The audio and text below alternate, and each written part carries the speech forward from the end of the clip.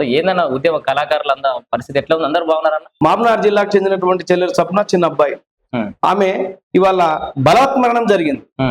ఈ బలవత్ మరణం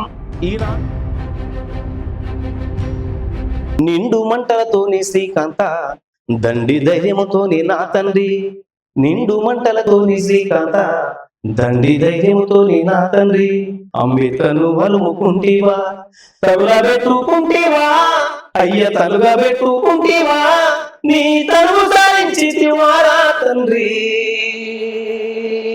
నీ తనువు సాధించితివారా కొడుకా.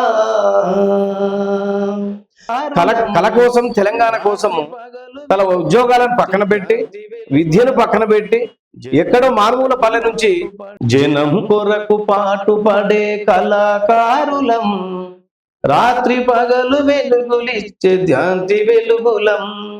జనం కొరకు పాటు పడే కళాకారులం, పగలు రాత్రి వెలుగునిచ్చే కళాకారులం.